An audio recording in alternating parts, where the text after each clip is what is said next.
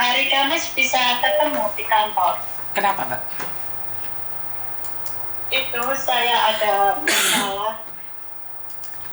Saya juga udah bilang sama majikan, saya hari Kamis disuruh datang ke kantor. Banyak sekali yang mau dibicarakan dan kelihatannya mau butuh pengacara gitu. Butuh pengacara maksudnya kamu anak buahnya Koko Thomas gitu? Bukan. Saya dengan majikan insya Allah baik-baik saja. Ini lagi live tidak? Iya, Miss Yuni lagi live. Lagi. Gini.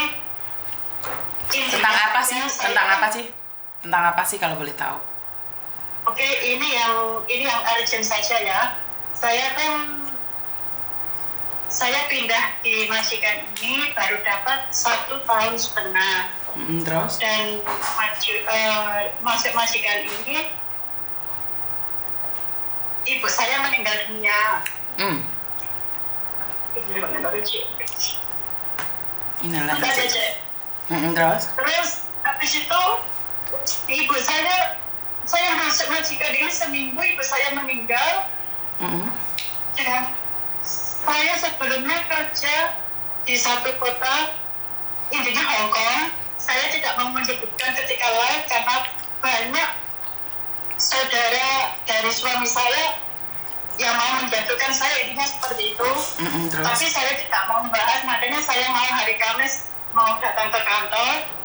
Tapi intinya saya nggak mau buat publik. Intinya Januari ibu saya meninggal, saya masuk keluarga majikan baru ini.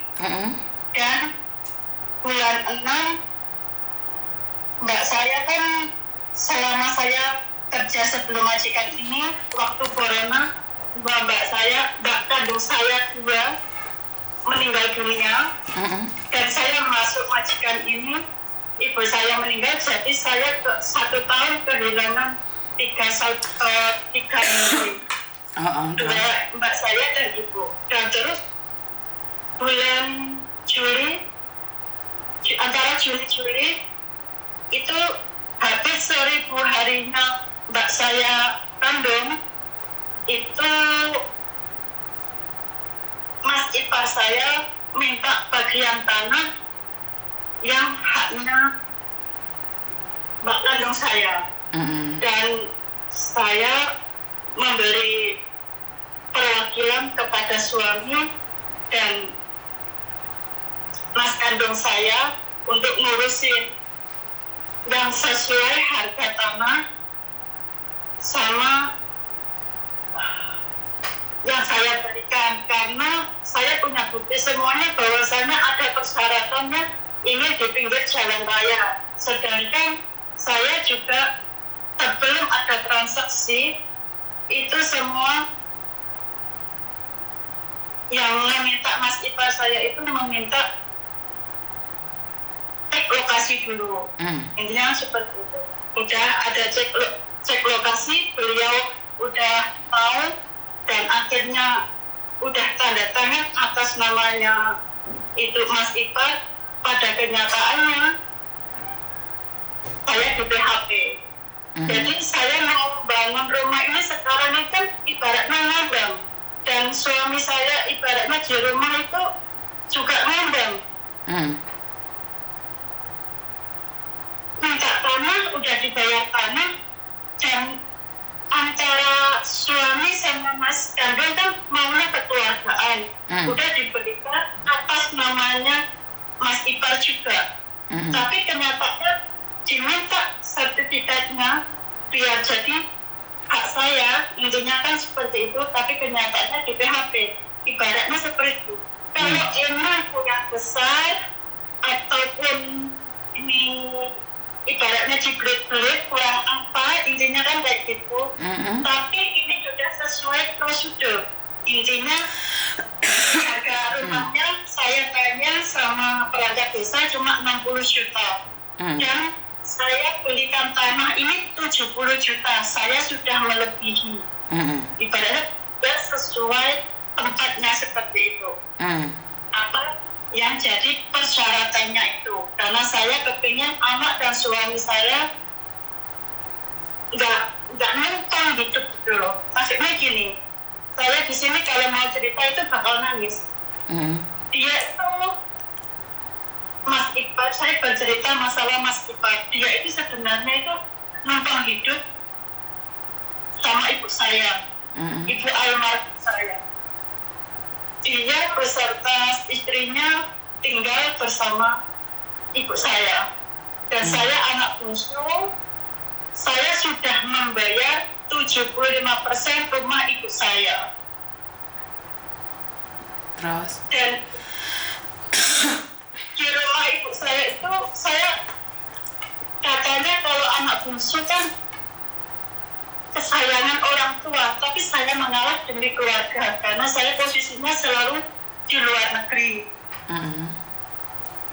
Saya kasih tempat tinggal itu, dan ternyata sebelum bapak saya meninggal itu selalu dikucilkan, selalu dibully sama saudaranya ibu karena bapak saya orang nggak punya.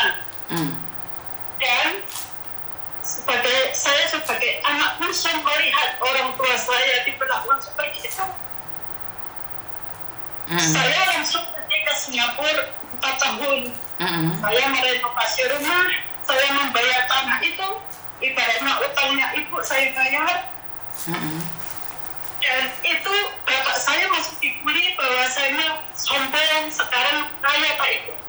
Dan bapak saya intinya direndahkan serendah-rendahnya. Mbak saya punya tanah, dan saya berjuang uangnya, materialnya buat mendirikan rumah buat bapak yang di atas tanahnya mbak saya tadi. Maaf ya deh, kalau saya bilang bodoh, saya bodoh. Tapi ini semua demi orang tua. Sekali lagi saya tekankan, bila saya bodoh, saya sangat bodoh. Tapi Allah walam, ini demi orang tua, biar bisa tidur nyenyak aja. Terus habis itu mbak saya tanahnya, saya materialnya jadilah rumah buat bapak. Jadi ibu sendiri, bapak sendiri, tapi kami masih bersama, bahagia aja. Lambat laun, ya saya bilang tadi, ibu bapak saya meninggal, rumahnya yang saya bangunkan tadi di atas tanahnya mbak, itu kan buat ibaratnya cucukan saya kalau saya pulang ke Indonesia aja. Kalau yang di rumah ibu kan saya sudah ngalah, biarlah ditempatin mas iparku sama ibu sama aku tadi. Berjalannya waktu, ternyata dari bapak, ibu, mbakku kan meninggal dunia aja. Sekarang bukan saya ikhlas, walaupun ini saya harus berjuang di sini dan anak jadi korban. Saya berjuang di sini demi anak aja. Biar ini tadi itu saya nggak serakah. Itu saya sudah bayar 75% dan nanti 25% bagiannya anaknya ibu. Saya nggak mau serakah. Terus yang tanah yang buat bapak tadi sudah saya bayar, tapi pada kenyataannya itu di PHP. Jadi saya itu kepingin menyelesaikan dua tanah ini. Nah, hari ini saya bilang sama majikan, ini saya ada masalah seperti ini.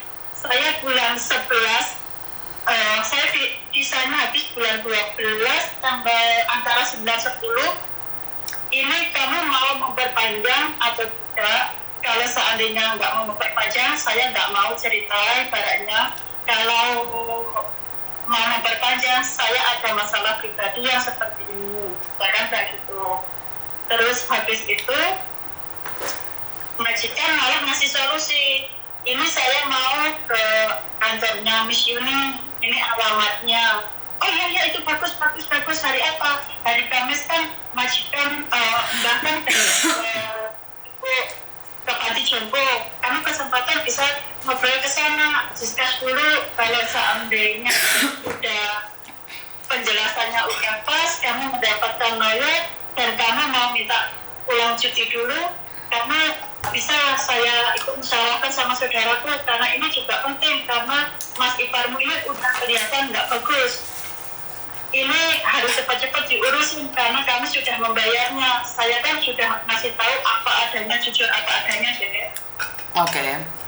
Intinya adalah kamu ingin cari pengacara untuk ngurusin rumahmu, bener nggak? Ya, ini saya juga minta solusi, di balik semua ini sebenarnya saya tuh mau melupakan semuanya yang ada dalam hidupku, tapi saya berusaha strong. Tadi kan saya bilang keluarganya suami bahwasanya membuli, intinya seperti ini. Saya itu kepingin aku tidak punya siapa-siapa aja. Aku pulang itu nanti ke kuburannya mbakku, ke kuburannya ibuku. Aku tidak melihat anakku. Aku pulang juga tanah belum rampung. Majikan begitu baik. Seandainya aku pulang, memang majikan kita bekerja sebaik-baiknya kita orang lain. Tapi insya Allah kalau kita legowo, kita ikhlas, kita buktikan kinerja kita, insya Allah majikan juga baik kepada kita kok, Jen. Betul. Itu yang saya alami sebelumnya, dan sekarang ini saya berusaha jujur. Dan alhamdulillah dari yang majikan sebelumnya sampai saya kan menjaga mbak saya meninggal, saya pindah ke sini deh. Sama saya itu agar betul astagfirullahaladzim, habis mbak tua saya meninggal, saya habis cuti, disuruh cuti, ketemu sama anak saya sama ibu saya yang super, karena majikan kepingin saya menjaga orang tuanya. Saya kembali di sini 2 bulan, ganti saya yang meninggal di sini, saya jaga. Habis itu saya interview kenyataannya sama agent bilang ini mbak suaminya habis meninggal. Itu berarti kenapa saya kematian sih? Saya baru masuk ke sini seminggu, nanti ibu saya habis seminggu 6 bulan saya dibagi tanah. Saya tuh alhamdulillah sebenarnya saya nggak punya hutang sih. Saya berusaha tanggung jawab di keluarga demi anakku yang namanya umat kita tidak tahu. Setidak-tidaknya saya membuktikan kepada anakku, aku berjuang ini, 1 demi orang tua, 2 kejujuran selama ini aku nggak pernah neko-neko. Yang ketiga, selama aku kerja, alhamdulillah dapat majikan baik. Saya juga di majikan sebelumnya saya 8.000 lebih, malah majikan memanusiakan manusia karena saya benar-benar tanggung jawab. Saya ada bukti, semuanya saya bisa tunjukkan.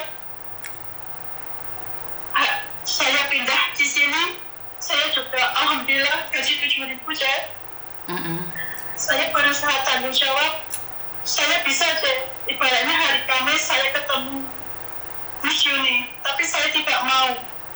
Saya harus minta izin dulu, permisi dulu ke majikan. Bahwasanya majikan sudah mengizini, saya juga ada bukti chatnya. Ini saya baru telepon Miss Yuni. Saya mau minta solusi. Banyak beban saya. Saya nggak punya masalah. Tapi setidaknya saya itu mental saya biar bisa tersantuk. Saya itu kasihan anak dan suami. Dalam arti saya bekerja di sini, tapi anak saya korbannya. Tapi saya mau membuktikan bahwasanya kalau pulang itu akan sia-sia, karena kalau di Indonesia untuk menyelesaikan ini kan butuh uang besar Dan saya itu kasihan sama suami. Kenapa? Karena ibaratnya masih diejek sama keluarga saya kan. Oh itu masih numpang di tanah saya, padahal itu benar-benar udah saya bayar. Dan yang membayar itu juga suami saya, tangan memberinya dari tangan suami saya dan kakak kandung saya. Padahal seperti itu. Jadi masalah itu tentang harta, benar nggak? Bisa dibilang seperti itu Tapi di sini saya nggak mau serakah, ibaratnya saya minta, saya kasih, tapi saya itu dibeli HP gitu loh. Saya sudah benar-benar bayar semuanya juga ada bukti, apapun itu. Saya udah membayar di rumahnya ibu saya, itu saya bela-belain kerja 4 tahun di Singapura. Saya membangunkan rumah bapak saya bekerja di Taiwan di panti jompo 3 tahun, Je. Dan alhamdulillah saya di Hong Kong ini hampir 10 tahun, 3 majikan. Bukan saya nggak finish di Langkin 2 tahun, yang di Songsai 3 tahun. Terus saya pulang dulu itu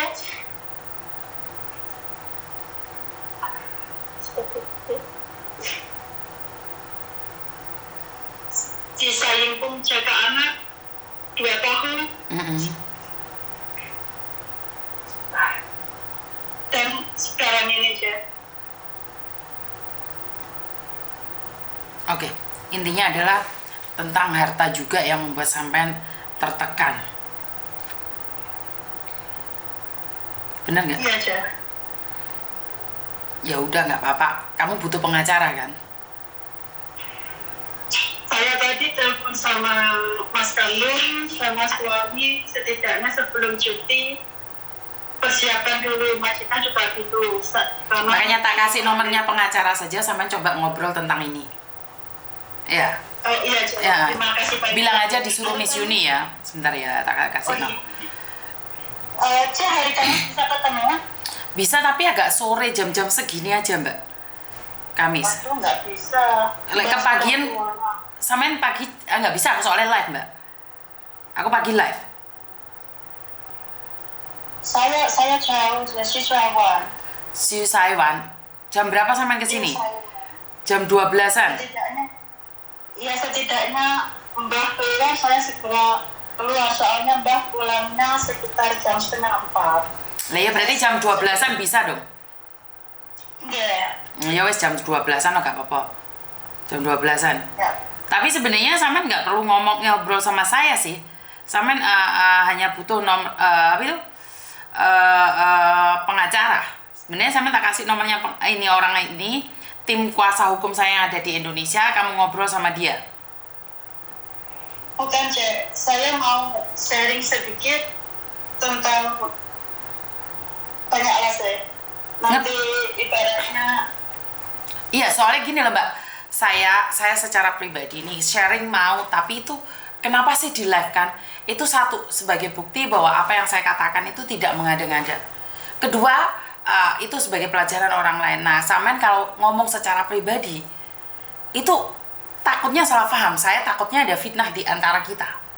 Saya pernah ngomong nih sama Miss Yuni ini. Saya tuh, kenapa sih saya lebih suka di live? Karena memang ada nyata, bener. Yang ngomong itu bener gitu loh. Jadi, kalau ada sesuatu yang di-sharingkan secara pribadi, saya rasa tentang apa? Dan apa keuntungan yang bisa sampean dapatkan dari itu? Bener nggak? Karena kan jujur nih, saya juga nggak tahu jenengan juga nggak tahu saya. Kalau masalah pribadi banget sebaiknya jangan di-share. Paham nggak maksudnya? Paham, Ce. Maksudnya gini aja.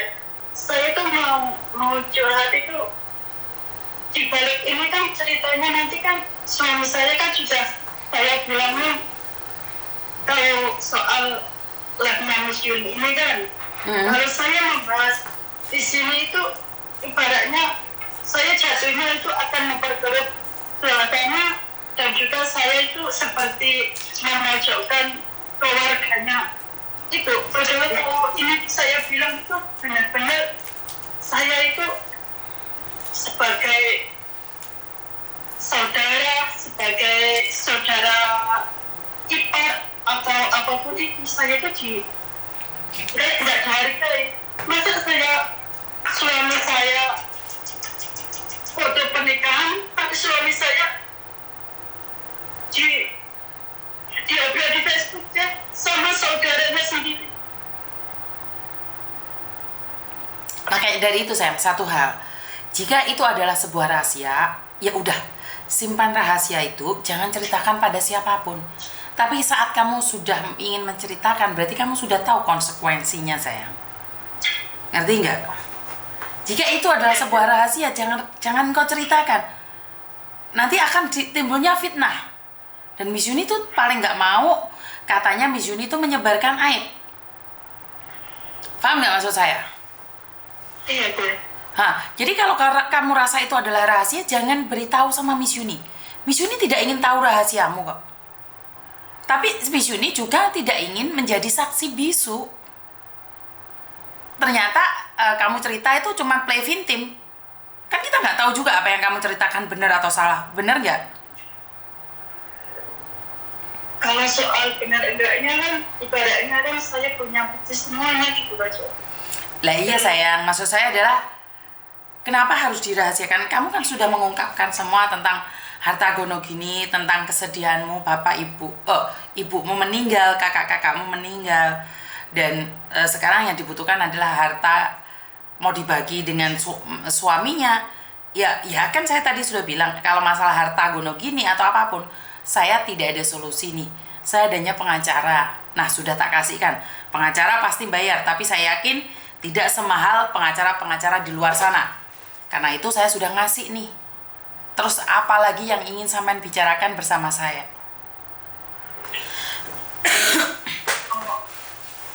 Oh ya udah, kalau itu saya bilang sama majikan bahwasanya Ibu Ciyuni bahwasanya udah ngasih nomor pengacara. Betul. Dan saya bicara langsung sama pengacara. Betul.